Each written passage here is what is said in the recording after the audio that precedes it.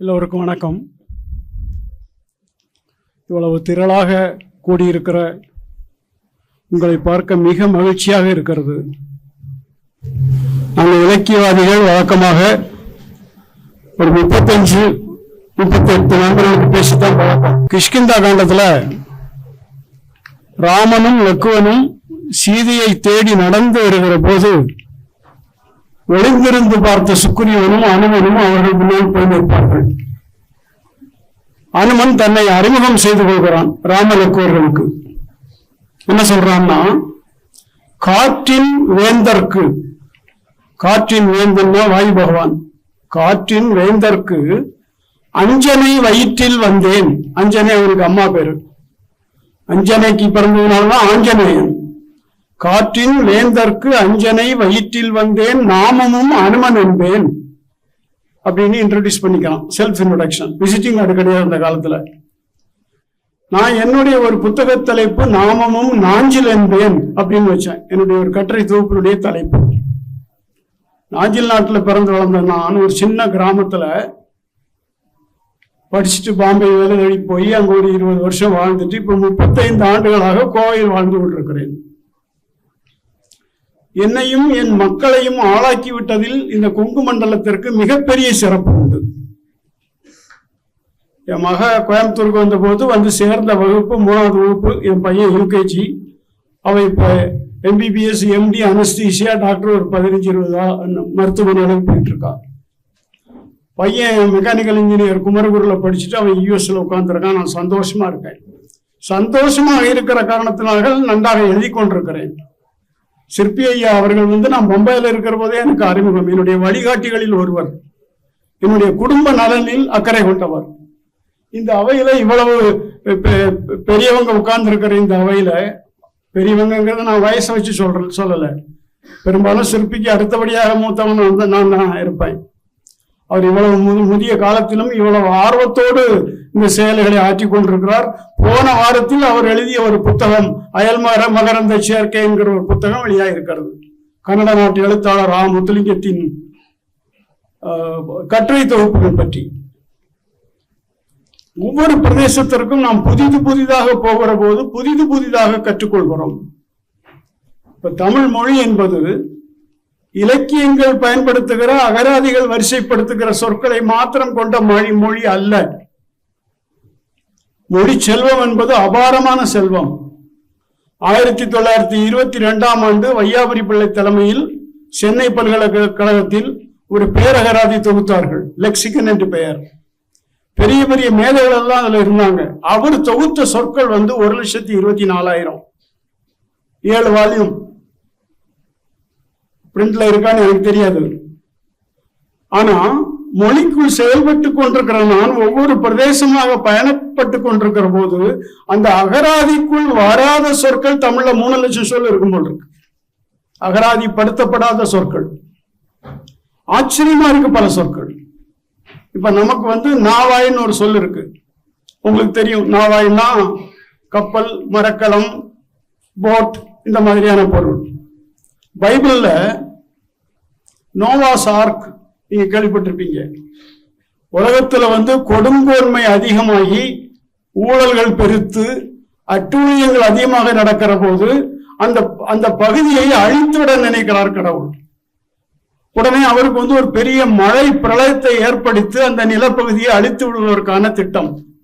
அவர் நோவாங்கிற அவரை கூப்பிடுறாரு. நோவாட்ட சொல்றாரு, நீ ஒரு மரக்கலம் தயார் செய்து கொள்.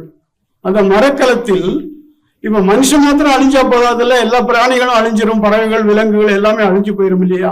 ஆணும் பெண்ணுமா, காளை மாடு, பசுமாடு, எருமை மாடு, எருமைக்கடா, ஆடு, ஆட்டுக்கடா, ஆண் நாய், பெண் நாய், பூனை, இப்படி எல்லாத்துலயும் ஒரு ஜோடியா நீ உன்னுடைய கப்பல்ல தயார் பண்ணிக்க. நான் மழையை கொண்டு வர போறேன் அப்படின்னு மழையை கொண்டு வர்றாரு. 7 நாள் தொடர்ந்து மழை பெய்யுது. நிலப்பகுதி மழை வெள்ளத்துல அழியுது. அப்புறம் பைபிளினுடைய வாசகத்தை நான் இப்போது மேற்கோள் காட்டுறேன் உங்களுக்கு. God sent Noah the rainbow sign.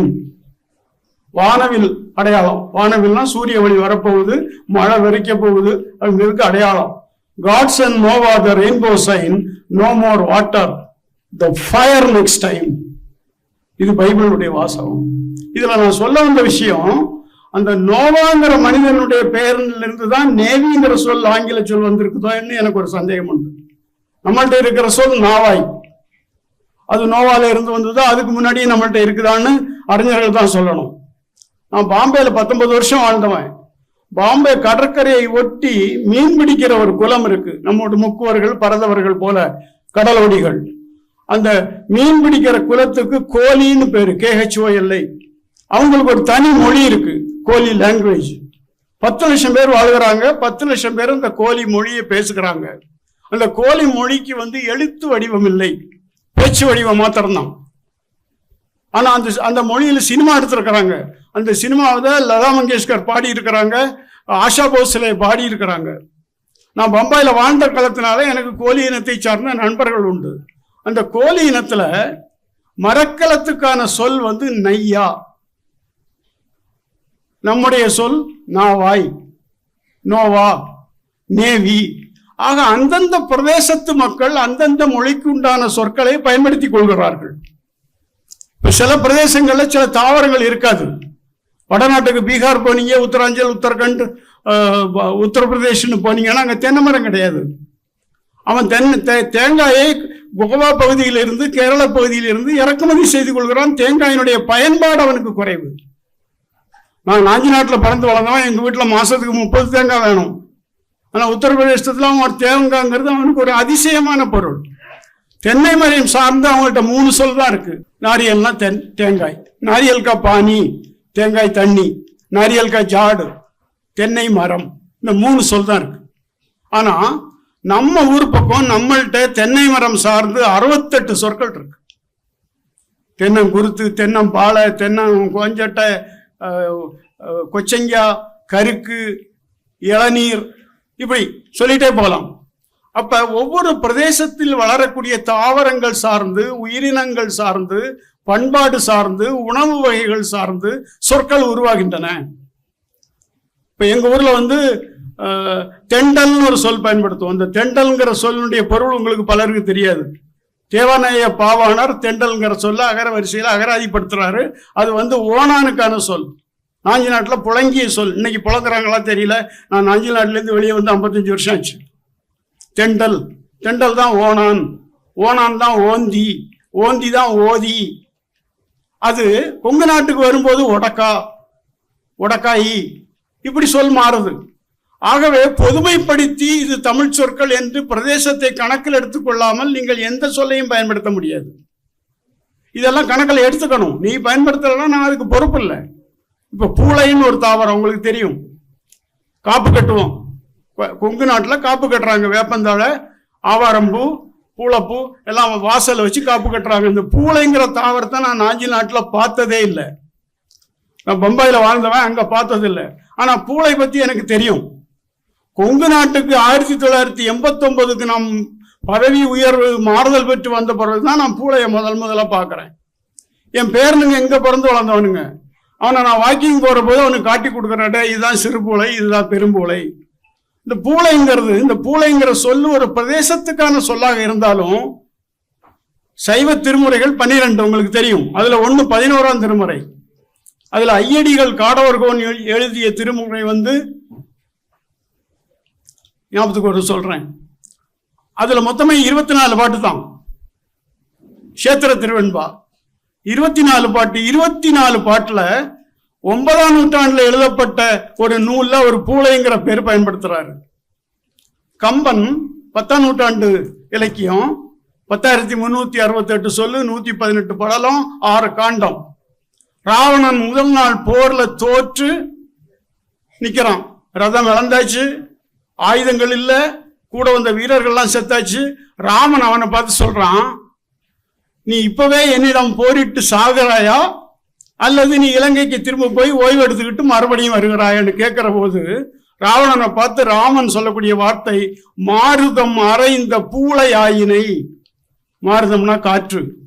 காற்று அறைபட்ட, உங்களுக்கு பார்த்துருப்பீங்க, பூளை செடி வளர்ந்து நிற்கும். கொண்டையில ஒரு வெள்ளை கலர்ல கொத்து கொத்தா பூத்து இருக்கும். காற்று அடிச்சா அந்த பூக்கள் எல்லாம் பறந்து போயிடும். மாருதம் அறைந்த பூளை ஆயினன்னு கம்பன் பயன்படுத்துறான். அப்ப இந்த பிரதேசம் சார்ந்த சொற்கள் எல்லாம் மொழிக்குள்ள வரும்போதுதான் மொழி பெரிய சிறப்படையுது. நம்மகிட்ட ஏகப்பட்ட தோல்வாத்தியங்கள் இருக்கு. இப்ப தக்கைன்னு ஒரு சொல் இருக்கு. தக்கைன்னா என்ன? மிதக்கக்கூடியது. ஆனா கொங்கு நாட்டில் ஒருத்தர் தக்கைங்கிறது ஒரு தோல் வாத்தியம். அந்த தக்கைங்கிற வாத்தியத்தை வாசிச்சுட்டு ராமாயணம் பாடியிருக்காரு. அந்த ராமாயணத்துக்கு தக்கை ராமாயணம்னு பேரு. 3 வால்யூம், 3000 பாட்டு. ஆனா நமக்கு அந்த புத்தகம் 60 வருஷமா அவைலபிளா இல்லை. நீங்க நூலகங்களை தான் தேடி பார்க்கணும் தக்கை ராமாயணத்தை. இப்படி ஒவ்வொரு பிரதேசத்துக்குமான சிறப்புகள் இருக்கு. நான் பாலாவுடைய இயக்குனர் பாலாவுடைய பரதேசி படத்துக்கு கதை வசனம் எழுத போனேன். அப்போ ஒரு சொல் சொன்னார். அவர் கொடுகட்டி அப்படின்னாரு. எனக்கு தெரியல. அப்படி கொண்டு வந்தா அது ஒரு வாத்தியம், தோல் வாத்தியம். அதை வச்சு வாசிச்சு ஒரு காட்சி எடுக்கிறாரு. இது அந்த பிரதேசத்துக்கான சொல். தாவரங்கள்ல, விலங்குகள்ல, உணவினங்கள்ல. இப்ப எங்கிட்ட ஆனந்த உடல்ல ஒரு கேள்வி கேட்டாங்க. ஒரு இன்டர்வியூ பண்ணிட்டு இருந்த போது, உங்களுக்கு பிடித்த உணவு எது? நான் கொங்கு நாட்டில் வாழ்கிறேன், எனக்கு அரிசி பருப்பு சாதம் ரொம்ப பிடிக்கும்னு சொன்னேன். இங்க வந்ததுக்கு அப்புறம் தான் நான் சாப்பிட்றேன். 1989க்கு முன்னாடி எனக்கு அந்த சொல் தெரியாது. இப்படி பல விஷயங்கள் மொழி சார்ந்து நம்ம செயல்பட்டுக்கிட்டே இருக்கிறோம். இதுக்கு நாம் அதை பேணி பாதுகாக்க வேண்டியது நம்முடைய கடமையா இருக்கு. நான் கோவைக்கு வந்த பிறகுதான் அடுமனைங்கிற சொல்ல பார்க்கிறேன். அடுதல்னா சமைத்தல். அடப்பண்ணி வைத்தார், அடிசிலை உண்டார். திருமந்திரம், திருமுறையில் எழுதுனது. அடப்பண்ணி வைத்தார், அடிசிலை உண்டார், மடப்பிடியாளோடு மந்தனம் கொண்டார், இடப்பக்கமே இறை நொந்ததே என்றார், கிடக்க படுத்தார், கிடந்து ஒளிந்தாரே. அடுத்த பாட்டு. ஊரினை கூட்டி ஒலிக்க அழுதிட்டு, பேரினை நீக்கி பிணம் என்று பேரிட்டு, சூரையம் காட்டில் கொண்டு போய் சுட்டிட்டு, நீரினில் மூழ்கி நினைப்பு ஒளிந்தார்களே. திருமந்திரத்துல அடுதல் பேசப்படுது. அடிசில் அப்படின்னா உணவு. இந்த அடிசில்ங்கிற சொல்லு அக்கார அடிசில்னு சொல்றாங்கல்ல. அக்காரம்னா இனிப்புன்னு பொருள். கன்னியாகுமரி மாவட்டத்தில் அக்கானின்னு இருக்கு. நீங்க சொல்லக்கூடிய தெளிவு அல்லது பதநீர் அல்லது நீரா, இதுக்கு கன்னியாகுமரி மாவட்டத்தின் சொல் அக்கானி. அக்கானிக்கும் அக்காரத்துக்கும் தொடர்பு இருக்கு. ஸோ இந்த அடுமனைங்கிற சொல்ல பார்த்தோன்னே எனக்கு பெரிய வியப்பு. ஆஹா, எங்க ஊர்ல பேக்கரின்னு எழுதுவோம். பேக்கரிக்கு நாங்கள் இடநரகரம் போட மாட்டோம், வல்லியநரகரம் போடுவோம். பேக்கரி அப்படின்னு தான் சொல்லுவோம். சாப்பாடு ரெடின்னா வல்லியநரகரம் தான் போடுவோம். இந்த அடுமனைங்கிற சொல்லி எனக்கு பெரிய வியப்பை ஏற்படுத்துது. இதுவே நீங்க யாழ்ப்பாணத்துக்கு போனீங்கன்னா, என்னுடைய நண்பர் எழுத்தாளர் அகர முதல்வன் எழுதுறாரு, இந்த அடுமனைக்கு அவங்க பயன்படுத்துகிற சொல் வெதுப்பகம். It's more close, baking. So இப்படி ஏகப்பட்ட விஷயங்கள் மொழிக்குள்ள நமக்கு. நான் ஏற்கனவே தென்னை பற்றி சொன்னேன். தென்னை, தெங்கு. அதுக்கு இன்னொரு சொல் இருக்கு, கைதை. கைதைன்னா தாழைன்னு பொருள் இருக்கு. இப்போ நம்ம பைனாப்பிள்னு சொல்றோம், அன்னாசி பழம்னு சொல்றோம், பிரித்தி சக்கைன்னு சொல்றோம். அதுக்கு மலையாளத்தில் இன்னொரு சொல் கைதை சக்கை. சக்கைன்னா பலா. ஸோ இவ்வளவு சொற்கள் பிரதேசம் சார்ந்து உருவெடுத்து வருகிற போது நாம் அதை பயன்படுத்தி கொள்ள வேணும். எங்க ஊர்ல பிச்சிப்பூன்னு சொல்லுவோம். பின்னி முடித்திடமா பிச்சிப்பூ சூடிடமான்னு கவிமணி தேசிகன் நம்மள பாடுறாரு. புத்தர் நடந்து போற போது, கன்னி ஒரு மகள் மையெழுதி இரு கண்ணும் எழுது முன் ஓடி வந்தாள், பின்னும் ஒரு மகள் கூந்தலிலே சூடும் பிச்சி மலர் கையில் சுற்றி வந்தாள். கவிமணி தேசிகனாம்பிள்ளையினுடைய பாடல். இந்த பிச்சி பூவை நான் அடுத்த சொன்னா உங்களுக்கு புரிஞ்சிடும். ஜாதி மல்லின்னு சொல்றோம். இந்த ஜாதி மல்லி தான் பிச்சிப்பூ. அந்த பிச்சிப்பூவுக்கு சங்க இலக்கிய பெயர் செம்மல். டாக்டர் கு சீனிவாசன் சங்க இலக்கிய தாவரங்கள்ங்கிற பேர்ல இதை பற்றி கட்டுரை எழுதுறாரு. நான் மகாராஷ்டிராவில் வாழ்ந்தவன். மகாராஷ்டிரால செம்மல்ங்கிறத, ஜாதி மல்லிங்கிறத அவன் இன்னொரு சொல்லால குறிக்கிறான். அதுக்கு பேரு செமேலி. நம்ம சொல் செம்மல், மராத்தி சொல் செமேலி. நான் ஒரு 4 வருஷத்துக்கு முன்னாடி ஒரிசாவில் ஒரு பயணத்தில் இருந்தேன். ஒரிசால புவனேஸ்வரில் அந்த பூவை பார்த்துட்டு, இந்த பூவுக்கு ஒரிசா மொழியில என்ன பேர்னு கேட்கறது அவன் சமேலிங்கிறான். அப்ப சொற்கள் இப்படித்தான் உருவாகி வருது. மனிதன் பயன்படுத்துவதான சொற்கள். நான் 2012 ஒரு 58 நாள் யூஎஸ்ல இருந்தேன். அதுல ஒரு வாரம் நியூ மெக்சிகோங்கிற ஒரு ஸ்டேட், ஒரு 20 ஸ்டேட்ல இருந்திருப்பேன். நியூ மெக்சிகோங்கிற ஸ்டேட்ல ஆல்பர்கர்க்குங்கிற தலைநகரில் இருக்கிற போது அங்க ஒரு பெரியவர் இருந்தார், என்னுடைய நண்பருடைய அப்பா. அவர் மெக்சிகன் லாங்குவேஜுக்கும் தமிழ் லாங்குவேஜுக்கும் ஒரே உச்சரிப்பு ஒரே பொருள் தருகிற 175 சொற்கள் சேகரித்து வச்சிருக்காரு. ஒரு சொல் மெக்சிகன் லாங்குவேஜில் அதுக்கு என்ன பொருளோ அதே தொனியில் அதே ஒலி குறிப்புகளோட தமிழில் இருக்கும், அதே பொருளில் இருக்கு. நான் சொன்னேன், அந்த அதுக்கு ஒரு காப்பி எடுத்து எனக்கு கொடுங்க, நான் எங்கேயாவது ஒரு கட்டுரை எழுதுவேன். இல்லைன்னா அவர் தர மறந்துட்டாரு. அது என்ன ஆக போதோ எனக்கு தெரியாது. இப்படி இந்த மொழி சார்ந்து சொற்கள் சார்ந்து ஏகப்பட்ட சேகரங்கள் ஒவ்வொரு பிரதேசத்திலையும் வந்திருக்கு. அதில் கொங்கு மண்டலத்தினுடைய சேவை அளப்பரியது. நாங்கள் மஞ்சனத்தின்னு சொல்லுவோம், பெருமரமும் இல்லாத ஒரு தாவரம். மஞ்சனத்தி எங்கள் ஊரில் சிவப்புக்கு அரளி, வெள்ளைக்கு இன்னொரு பூ, பச்சை நிறத்துக்கு மாலை கட்டுற போது மஞ்சனத்தி இலைகளை மடித்து வச்சு கட்டுவாங்க. மஞ்சனத்தி வெள்ளையா பூக்கும், வாசமாக இருக்கும், ஆனால் மகளிர் சூடுவதில்லை. மஞ்சனத்தி காய்க்கும், ஒரு நாவல் பழம் மாதிரி பச்சையாக காய்ச்சி நல்ல கருப்பாகும். நாங்கள் வயறு பசிச்சு கிடக்கிறவங்க அந்த கனிகளை பறித்து தீம்போம். ஒரு அசட்டுத்தனமான புளிப்பு இருக்கும், ஒரு உவர்ப்பு இருக்கும், ஒரு தித்திப்பு இருக்கும். மைனாக்கள் அந்த பழத்தை விரும்பி சாப்பிடும். இந்த மஞ்சனத்திங்கிற மரத்துக்கு கொங்கு நாட்டினுடைய மொழி நூனா. நூனா சங்க இலக்கியத்தில் பயன்படுத்தப்படுகிற சொல். ஒரு 10 வருஷம் முன்னாடி நான், ஜெயமோகன், மற்ற நண்பர்களெல்லாம் மலேசியா போயிருந்தோம். டத்தோ சரவணன் கூப்பிட்டு போனார், அவருடைய சிறப்பு விருந்தினரா. அப்போ நான் சும்மா கொஞ்சம் வெளியில் நடந்துகிட்டு இருக்கிற போது இந்த மஞ்சளத்தை நிற்கிது, பூத்து இருக்குது, காத்து இருக்குது. அந்த பக்கமாக ஒரு மலேசியன்ட்ட கேட்டேன், எனக்கு மலை மொழி தெரியாது, இந்த மரத்தினுடைய பேர் என்ன அப்படின்னு கேட்குறேன். அவர் நோனி அப்படிங்கிறார். ஜஸ்ட் கம்பேர், நூனா நோனி. இப்போ இந்த மைனான்னு ஒரு சொல் இருக்குல்ல, மைனான்னு சொன்னால் தமிழர்கள் முழுவர்களுக்கும் அந்த பறவை தெரியும். இந்த மைனாங்கிறது தமிழ் சொல் அல்ல. நான் பேராசிரியர் அருளியினுடைய அயற்சொல் அகராதியை கோட் பண்றேன். அயற்சொல் அகராதியில கிட்டத்தட்ட 20,000 சொற்கள் அவர் சேகரித்து தர்றாரு, 27 மொழிகள்ல இருந்து. அதுல வடமொழியில இருந்து வந்த சொற்கள் 10-12,000 சொல் இருக்குது. அரபி சொற்கள் 4,000 சொல் இருக்கு. மைனான்னா அவர் சொல்றாரு இது அரபி சொல். ஆனா அந்த மைனாங்கிற சொல்லு உச்சரிப்பிலும் ஒலியிலும் எழுத்து வடிவத்திலும் தமிழ் போல ஒலிக்கின்ற காரணத்தினால் அதை தமிழ் ஏற்றுக்கொண்டு விட்டது. சரி, மைனாங்கிற பறவை அரேபியன் கொண்டு வந்ததா? அதுக்கு முன்னாடி அந்த பறவைங்க இல்லையா அப்படின்னு கேட்டோம்னா நமக்கு வேற பேர்ல இருக்கு. நாகனவாய் புல், புல்லுன்னா பறவை, நாகனவாய். நாகனவாய்ங்கிற சொல் நமக்கு இன்னைக்கு தெரியாது, மைனானா தெரியும். இப்படி ஏகப்பட்ட விஷயங்களை ஒவ்வொரு பிரதேசமும் மொழிக்கு பங்களித்து கொண்டே இருக்கிறது. கொங்கு வட்டாரமும் அதற்கு இணையான சொற்களை பங்களித்து கொண்டிருக்கிறது. இப்ப மலையாளத்துல தெங்கு அப்படின்னா தென்னை, நமக்கும் தெங்குன்னா தென்னை தான். அவன் இன்றைக்கு Malayalam as a language came into being only 600 years ago. மலையாளத்தில் தென்னையை குறிப்பதற்கு நாளிகேரம்ங்கிற ஒரு சொல்ல பயன்படுத்துறாங்க. எந்த மலையாளிட்டையும் பேசி பாருங்க, நாளிகேரம். இந்த நாளிகேரம்ங்கிறது எந்த மொழி சொல்? மலையாளம் 600 வருஷத்துக்கு முன்னாடி சுத்த தமிழ், சேர நாட்டு தமிழ். அவன் சொல்லக்கூடிய அங்கனம் நம்ம மறந்துட்டோம். தேரே ஆங்கனுமே மேராக்கியா காமுக அப்படின்னு இந்தியில பாட்டு இருக்கு. அப்புறம் அங்காடிங்கிற சொல்ல மறந்துட்டோம், அதெல்லாம் அங்க உயிரோட இருக்குது. இந்த நாளிகேரம்ங்கிற சொல் எந்த மொழி சொல்லாக இருக்க முடியுங்கிறது எனக்கு பெரிய நாளா ஒரு யோசனை இருந்தது. ஒரு நாள் திருஞான சம்பந்தருடைய சண்பை பதிகம், சண்பைனா சீர்காழி, சண்பை பதிகத்தை புரட்டிக்கிட்டு இருக்கிறேன். அவர் ஒரு பாடல்ல சொல்றாரு, மதம் பிடித்த யானையின் தந்தங்கள் நாளிகேரத்தின் விரியாத நரும் பாலையை ஒத்திருந்தன அப்படிங்கிறாரு பாட்டுல. நாளிகேரத்துக்கு பொருள் எடுத்தா தென்னைன்னு பொருள் எழுதுறாங்க. அப்ப 8ஆம் நூற்றாண்டுல திருஞான சம்பந்தர் பயன்படுத்தின சொல்லு அங்க உயிரோட இருக்கு.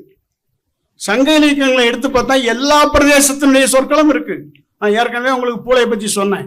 ஆகவே நமக்கு இந்த மொழியை போற்றி பாதுகாத்து புழங்கி பாதுகாப்பது நமக்கு அவசியமா இருக்கு. நான் மாணவர்கள் இருக்கிறதுனால சொல்றேன். 4 லட்சம் 5 லட்சம் சொற்கள் இருக்கிற மொழியில கொஞ்சம் யோசனை பண்ணி பாருங்க.